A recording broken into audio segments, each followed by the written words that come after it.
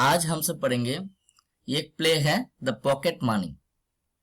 सो ये क्या है ना, read the dialogue between a father and a son. तो the story is related with the pocket money. What is pocket money? Pocket money क्या है ना, पॉकेट मनी जो तुम अपने पिताजी से या मम्मी से जो एक मंथली पैसा लेते हो अपने खर्चे का, ठीक है। कोई हर रोज 10 रुपए लेते हैं, कोई 20 रुपए। तो ये जो है ये तुम्हारे पॉकेट मनी है। तो आज ये पूरा ये जो प्ले है ये उसी के ऊपर है। Read the dialogue between a father and son. चलो इस एक डायलॉग को पढ़ा जाए, फादर एंड उसके बेटे के ऊपर। फादर क्या बोल रहे हैं? Son, did you get your report card? Did you get your report card? Report, what is report card? Means result, school का जो रिजल्ट है, that is called report card. All of you are aware about this report card ना। Son बोल रहे yes dad I have got it. हाँ पिताजी, मैं जब पिताजी जब पूछ रहे हैं कि क्या तुम अपना रिपोर्ट कार्ड लाए हो ना, हाँ जरूर लाया हूँ, आई हैव गॉट इट, मुझे रिपोर्ट कार्ड मिल गया, आई गॉट इट। फादर बोल रहे हैं you have got it when? तुम्हें रिपोर्ट कार्ड मिल गया कब? Why did not you show it to me? तो फिर इफ यू गेट इट, अगर तुम्हें मिल गया है तो मुझे दिखाया क्यों नहीं? सन बोल रहे हैं यस्टरडे, अरे बीते हुए कल की तो बात है। I forgot to show it to you, मैं भूल गया था आपको दिखाने। सोचो what is the imaginative power of the son, कि कितना बड़ा तरह का बोल रहा है, मैं भूल गया था, कितना केयरलेस टाइप के ना। Father said you forgot, you forgot, तुम भूल गए थे। सन बोल रहा well I was going to air but thought that this dot dot dot indicate that the son was stammering the time. वो लड़का जो है मतलब झूठ मूठ के बड़ा चढ़ा के बोल रहे हैं ना, झूठ मूठ के अपने मनगढ़ंत कहानियां। तो दैट्स व्हाई वो स्टैमरिंग कर रहे हैं ना। Well I was going to, इसका मतलब I was going to show you air but but thought, उसके बाद उसके लेकिन सोचे कि नहीं भाई क्या दिखाना है, रिपोर्ट कार्ड दिखा के क्या होगा, पिताजी को डांट पड़ेंगे। तो जो भी है बाकी जो एक्चुअल जो रीजन है वो मन में ही रह जाते हैं, ठीक है। तो मैं बस दिखाना ही जा रहा था लेकिन नहीं हो पाया। अब यहाँ पे थोड़ा मेंशन कर दे रहा है, does this dialogue ring a bell at least in some of you? क्या ये जो कॉन्वर्सन तुम अभी पढ़े ये क्या रिंग ए बेल? यहाँ पे रिंग ए बेल मतलब एक बेल को बजाना नहीं है। यहाँ पे ring a bell means can this dialogue strike in your mind? क्या तुम्हारे दिमाग की जो घंटी है उसमें कुछ आवाजें आ रहे हैं? मतलब क्या ये लाइंस तुम्हें तुम्हारे हृदय को टच कर रहे हैं? इन सम ऑफ यू मतलब हो सकता है तुम में से भी बहुत सारे बच्चे ऐसे करते हो। Maybe there are few students who are doing the same thing and that's why the writer says that does this dialogue ring a bell at least in some of you? कम से कम कुछ तो बच्चे के दिमाग में ये strike किए होंगे, है ना। तो बोल रहे well it's an universal problem. तो अगर ये है होते नहीं हम सब, when we are going to show our report card to our parents we hesitate a little, थोड़ा हेजिटेट फील करते हैं कि पता नहीं क्या बोलेगा। So well it's a universal problem. तो जो भी हो it's a universal problem. Universal problem क्या है ना? Universal problem means the problem that is not your only personal, the problem that faced by the whole world. हो सकता है हर बच्चे ना फेस करे, लेकिन ये प्रॉब्लम सिर्फ किसी एक का प्रॉब्लम नहीं है। This is the problem of everyone, हर किसी की प्रॉब्लम है ये कि when they are going to show their report card to their parents, some of them at least face this type of difficulties. A universal problem faced by all those who fare badly in their exams. तो ये किसके problems है ना? well it is a universal problem faced by all, वो सब, ये एक पूरे दुनिया का प्रॉब्लम है जो फेस करते हैं कौन ना? वो बच्चे, बाय ऑल मतलब वो सब बच्चे फेस करते हैं। दोज, यहाँ पे तो दिया हुआ है those who fare badly in their exams, means those who got और those who get bad marks in their exams, जिसको खराब मार्क्स मिलते हैं। How do they deal with it? तो वो कैसे डील करते हैं इस सिचुएशन को? How do they deal with it, मतलब how do they managed when they are going to show their report card, वो मैनेज कैसे करते हैं जब रिपोर्ट कार्ड शो करने जाता है, तब कैसे मैनेज करते हैं अपने पेरेंट्स को। तो ये जो घटना है, अब मान के चलो कोई बच्चा एकदम बचपन से लेके एकदम क्लास 10 9 तक 9 10 तक हर साल वो खराब रिजल्ट करते हैं, तो उसको तो हैबिट हो जाएगा डीलिंग करने में, उसको कोई प्रॉब्लम नहीं है, वो किसी तरह से डील कर लेगा। लेकिन जो एक दो बार खराब किए उसके लिए डील करना थोड़ा मुश्किल होता है। How do they deal with it, वो कैसे डील करते हैं। लेट्स रीड द प्ले, चलो इस प्ले को पढ़ा जाए। And find out how Ernest's uncle solve the problem for him, चलो इस प्ले को पढ़ते हैं एंड फाइंड आउट, और ढूंढ के निकालते हैं हाउ अर्नेस्ट अंकल, अर्नेस्ट कौन है, Ernest is one of the character, तुम्हें मिलेगा कैरेक्टर एक मिलेगा, उसके एक पिताजी के बच्चे हैं, तो अर्नेस्ट अंकल उसके जो अंकल है solve the problem for him, ये प्रॉब्लम जो है सॉल्व कर देता है, किसके लिए, for him, for Ernest, Ernest के लिए। अर्नेस्ट जब उसके पिताजी को फेस करेंगे तब कि somehow उसके अंकल जो है वो उस फेस करने की जो प्रॉब्लम है वो सॉल्व कर देंगे, for him means for Ernest. But was it the right thing to do, लेकिन क्या ये सही है, चलो देखते हैं। इस प्ले में कैरेक्टर्स कितने हैं, अब यहां पे थोड़ा बता दो प्ले क्या है। Play actually written in order to performed on stage,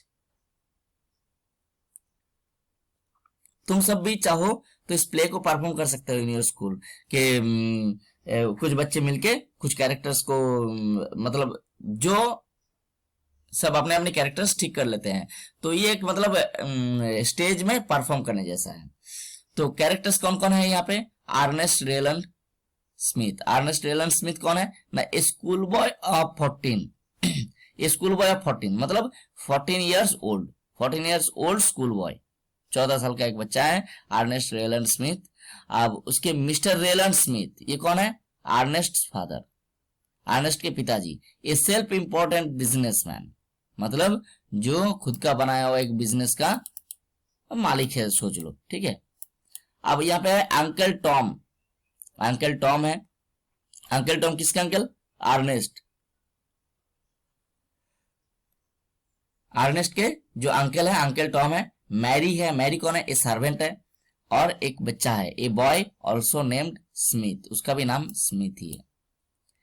the sitting room ये क्या है, ये देखो यहाँ पे एक थोड़ा सा वर्णन है। This one is the description of the setting of the room, उस रूम के जो सेटिंग है ये क्यों दिया जाता है प्ले में, प्ले में पहले ही डिस्क्राइब कर दिया जाता है कि रूम का डिस्क्रिप्शन। मान के चलो suppose I am going to describe you a story, तुम्हें मैं एक स्टोरी बता रहा हूं, तो सपोज मैं तुम्हें अगर बोलूं कि रात को एक चुड़ैल आया, रात को एक चुड़ैल आया, अब कैसा लगा सुनने में, तुम suppose you are going to perform in stage, अगर तुम इसको स्टेज में परफॉर्म करने जाओगे तो उस चुड़ैल को तुम एयरपोर्ट में भी लैंड करवा सकते हो सकता है चुड़ैल एयरपोर्ट में दिख जाए, क्योंकि because you have no idea कि where the chudail was landing on this earth, वो चुड़ैल कहां पे आया था, धरती पे कहां से टपका, ये तुम्हें आइडिया नहीं है, तो तुम कहीं पे भी रख दोगे चुड़ैल को, बस रात होना है, अब बस स्टैंड हो चाहे रेलवे स्टेशन हो कहीं पे तुम ला दोगे। लेकिन इसके लिए सपोज मैंने इसका एक वर्णन कर दिया कि रात बहुत मौसम खराब थे, बिजली गरज रहा था, बारिश हो रहा था, ये गांव था, गांव के लेफ्ट साइड में एक पोखरा था, राइट साइड में एक जंगल था, सामने पीछे एक झोपड़ी था, उस झोपड़ी के सामने एक चुड़ैल मतलब अचानक से अपीयर होते हैं। तो अब तुम्हारे दिमाग में एक पिक्चर आया, मेरी ये जो कहानी सुन के you can find out A picture in your mind, कैसा पिक्चर ना, तुम ऐसा लगेगा जैसे कि तुम विजुअलाइज कर रहे हो। उसी तरह से ये जो सेटिंग की डिस्क्रिप्शन है, the sitting room of the Rylands Smith, मतलब जो कॉन्वर्सेशन जो आगे होगा ये कहां पे होगा ना, the sitting room of the Rylands Smith. Rylands Smith कौन है ना, रेलैंड स्मिथ वो फैमिली, मतलब पिताजी के नाम भी ये देखो यहाँ पे दिया हुआ है, अर्नेस्ट है एक्चुअल नाम, मिस्टर रेलैंड स्मिथ, ये जो उसका फादर है, तो उसके रेलैंड स्मिथ के जो घर के जो सिटिंग रूम है, उस सिटिंग रूम में ये पूरा घटना हो रहा है। और कब हो रहा है? It is just before 7 PM, मतलब it was about 7 PM, just 7 बजने वाले हैं शाम को, a few days before Christmas. और कब है ना, this day was just a few days before Christmas, मतलब 2-3 दिन पहले क्रिसमस से। Ernest is bending down over the radio. अब अर्नेस्ट कर क्या रहा है वहां पे सिटिंग रूम में? Ernest is bending down. Bending down का मतलब क्या है? मतलब झुक के कुछ काम कर रहे हैं। ओवर द रेडियो मतलब रेडियो को लेके कुछ काम कर रहे हैं। हो सकता है टेलीविजन ना रहे हो उस जमाने में, रेडियो ही रहा हो। टर्निंग कंट्रोल्स, टर्निंग कंट्रोल्स में वही जो चैनल को चेंज करते हैं। तो if you notice any radio, अगर तुम्हारे घर में रेडियोस होंगे, देखना एक चैनल चेंज करने के लिए एक गोल सा बटन होता है, उसको घुमाते हैं, ठीक है। And the set is making a terrible noise, and the set is making a terrible noise. Set means the radio set, और वो रेडियो सेट क्या कर रहे हैं ना, making a terrible noise. Terrible मतलब बहुत ही भयंकर नॉइज कर रहे हैं, मतलब ऐसे चर चे चे चे चे आवाज करते रहते हैं ना। देखना, अगर मान के चलो कोई चैनल पकड़ नहीं रहा है रेडियो में, तो देख रहा है एक चे चे आवाज करता रहता है। तो ये जो आवाज है, ठीक है, मतलब it makes a terrible noise as his father enters. और उसी टाइम जस्ट उसके पिताजी घर आते हैं। अब मान के चलो कोई पूरा दिन काम करके घर में आया, और घर के कोई बच्चे अगर वही रेडियो में चे चे करके बहुत तेज से आवाज कर रहे हैं, चैनल भी नहीं पकड़ रहे, अगर गाना बजे तो भी ठीक है, लेकिन कम से कम वो तो सहन करने लायक नहीं है इस तरह से नॉइज। और वैसे भी लोग बाहर से जब आते हैं तो थोड़ा शांति चाहते हैं कि भाई कम से कम घर में लोग चिल्लाए। तो आके देख रहे क्या क्या, क्या ना, उसके जो बच्चे हैं, अर्नेस्ट जो है वो रेडियो में उसको turning controls, and the set is making a terrible noise as his father enters. जैसे उसके पिताजी आया तो सेट बहुत ज्यादा नॉइज कर रहे हैं। अब फादर बोल रहे हैं फॉर गुडनेस सेक, मतलब भगवान के लिए। जैसे हम सब कहते नहीं, अरे भगवान के लिए बंद करो उसको। For goodness sake, it is for the good, अच्छाई के लिए, भगवान के लिए। लीव दैट थिंग अलोन, कम से कम इस रेडियो को अकेले छोड़ दो, उसको छोड़ दो भाई, उसको छोड़ो, अकेले छोड़ दो। लीव दैट थिंग अलोन, उस रेडियो को अकेला छोड़ दो का मतलब क्या है? Please turn off the radio, उस रेडियो को बंद कर दो, भगवान के लिए उसको बंद कर दो। चे चे आवाज कर रहा है, दिमाग खराब करके रखे हैं। And let's have some peace, और थोड़ा शांति रहने दो घर में। लेट्स हैव सम पीस मतलब उस रेडियो का जो आवाज है, नॉइज है, उसको बंद करो, और मतलब भगवान के लिए थोड़ा शांति घर में रहने दो।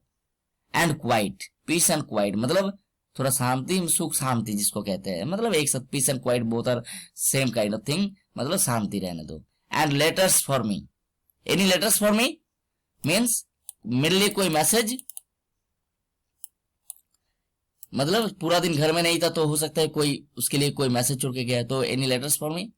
बोले अर्नेस्ट, बोले I don't think so dad, बोले मुझे नहीं लगता डैड के any letters for you, is there any letters for you, but the evening post has not come in yet. यहाँ पे देखो और एक बात है कि बाहर से भी लेटर आ सकते हैं, हो सकता है उसके नाम पे कोई लेटर आया हो, बिजनेस लेटर या फिर कोई पर्सनल, तो इसलिए पूछ लेते हैं कि अगर कोई लेटर आया है तो। लेकिन बोल रहे no I don't think so, मतलब मुझे नहीं लगता डैड के कोई लेटर आया होगा।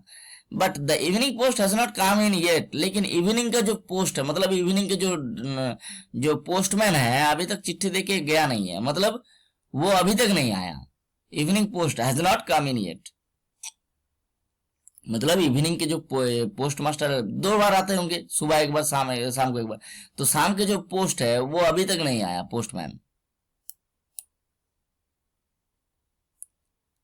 अर्नेस्ट बोल रहा है, फादर बोल रहा है कंसल्टिंग हिज वॉच, अपने घड़ी में देख के, after watching the time, late again, फिर से late, it's just the same as the rest of the public services, it's just the same, ये जो लेट होने की बीमारी है, it is the same as the rest of the public services, मतलब all the other public services where the people are doing late all the time, nothing seems to be working properly, कोई अच्छी तरह से काम नहीं करते हैं।